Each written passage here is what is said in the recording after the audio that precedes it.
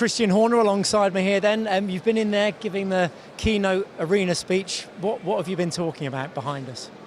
Well, we've been talking about our partnership with Fleur and how we're using their camera and security systems around our factory, how to protect our IP, our know-how, which is obviously our biggest asset within any Formula One team. Loads of Formula One questions to throw your way. What part of the race weekend do you most enjoy? Definitely when the lights go out, the race starts, you're in the moment, and it's all about the racing, and the race goes so quickly. But it's all consuming, there's no other noise around you, and that's what it's all about.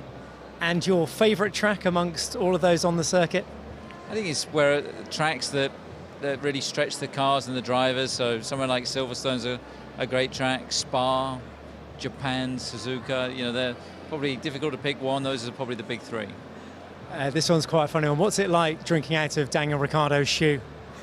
Well, it's not a pleasant experience in terms of drinking out of a sweaty boot. Can you describe the flavour? No, but it usually means that he's done something pretty exceptional. So on that respect, it's a good thing, but the actual taste is not to be recommended. And where do you draw the line between team performance and allowing your drivers to race each other? I think you've got two competitions going on. You've got a drivers' championship and a team championship, and so long as they ultimately drive for the team and they, behave themselves with each other, then it's fine for them to race each other. And across Formula One history and racing, who do you admire most? Who are the standout names for you?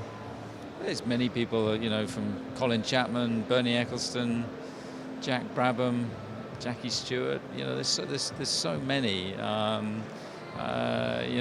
Even Ron Dennis. What he achieved in his career. And have you ever driven one of the current Formula One cars? And if so, how does it compare to your racing days? I haven't driven one of the current cars, and I'd be in no shape to do that. You've got to be an athlete to drive one of these cars, and they're so fast, so quick, and such extreme performance. That's why our drivers, if they're not in the car or the simulator, they're in the gym. And let's hark back to those fond memories of your racing years. What are some of your fondest memories of racing? I think racing at Monaco was pretty special. Racing at, Spa-Francorchamps, Silverstone, all the big circuits. They were all, great memories, great experience, and glad I did it.